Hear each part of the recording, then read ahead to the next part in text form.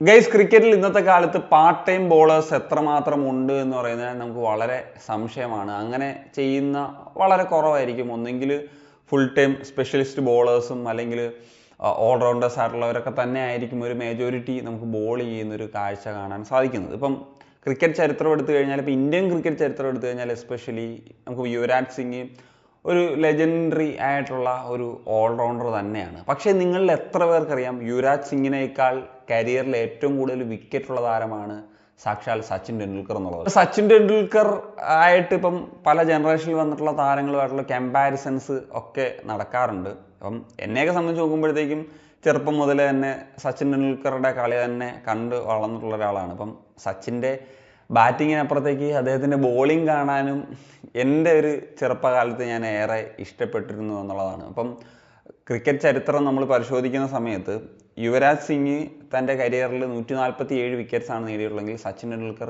201 വിക്കറ്റുകളാണ്, അതായത് ഇന്റർനാഷണൽ ക്രിക്കറ്റിൽ 200 വിക്കറ്റുകൾ നേടിയിട്ടുള്ള ഒരു താരമാണ് സച്ചിൻ ടെണ്ടുൽക്കർ എന്നുള്ളതാണ് നമ്മൾ ഇതിൽ നിന്ന് മനസ്സിലാക്കേണ്ടത്. അത് യുവരാജ് സിംഗ് മാത്രമല്ല, പല സ്പെഷ്യലിസ്റ്റ് ഇന്ത്യൻ ബോളേഴ്സിനേക്കാളൊക്കെ കൂടുതൽ വിക്കറ്റ് നേടിയിട്ടുള്ള ഒരു താരമാണ് സച്ചിൻ ടെണ്ടുൽക്കർ എന്നുള്ളതാണ്. സച്ചിൻ്റെ പേരിൽ ഈ ഒരു ബോളർ എന്ന നിലയിൽ പോലും ചില റെക്കോർഡ്സ് ഉണ്ട് എന്നുള്ളതാണ്. ഇപ്പം ഓസ്ട്രേലിയക്കെതിരെ ഒരു വർഷത്തിൽ സെഞ്ചുറിയും അതുപോലെ തന്നെ 5 വിക്കറ്റ് ഹോൾ നേടിയിട്ടുള്ളൊരു താരമാണ് സച്ചിൻ ടെണ്ടുൽക്കർ. 98-ലാണ് അന്ന് 2 സെഞ്ചുറി ഓസ്ട്രേലിയക്കെതിരെ നേടുകയും 5 വിക്കറ്റ് നേടുകയും ചെയ്തു എന്നുള്ളതാണ്. അതുപോലെ ഓഫ് സ്പിന്നും ലെഗ് സ്പിന്നും ഒക്കെ എറിയാൻ കേപ്പബിലിറ്റി ഉള്ള ഒരു താരമായിരുന്നു സച്ചിൻ ടെണ്ടുൽക്കർ എന്നുള്ളതാണ്. അതുപോലെ ഇന്ത്യക്ക് വേണ്ടിയിട്ട് ODIയിൽ ആദ്യമായിട്ട് വിക്കറ്റ് നേടുന്ന ടീനേജർ കൂടിയായിരുന്നു സച്ചിൻ ടെണ്ടുൽക്കർ. ODIയിലാണ് അദ്ദേഹത്തിന് കുറച്ചും കൂടി ഒരു ബെസ്റ്റ് റെക്കോർഡ് ഉള്ളത്. 154 വിക്കറ്റുകളാണ് അദ്ദേഹം നേടിയിട്ടുള്ളത്. അതായത് രവിചന്ദ്രൻ അശ്വിൻ ODI ക്രിക്കറ്റിൽ നേടിയിട്ടുള്ളത് 156 വിക്കറ്റുകളാണ്. അദ്ദേഹത്തെക്കാൾ വെറും 2 വിക്കറ്റുകൾ കുറവ് മാത്രമാണ് സച്ചിൻ ടെണ്ടുൽക്കർ ഉള്ളത് എന്നുള്ളതാണ്. ഈ ഒരു ODIയിൽ ഏറ്റവും കൂടുതൽ വിക്കറ്റ് നേടിയിട്ടുള്ള ഇന്ത്യൻസിൽ അദ്ദേഹം ടോപ്പ് 15 ലിസ്റ്റിലുണ്ട് എന്നുള്ളതാണ്. അശ്വിൻ 14-ാം സ്ഥാനത്താണ്. 16-ാം സ്ഥാനത്ത് ആരാണെന്നറിയാമോ? ജസ്പ്രീത് ബുംറയാണ്.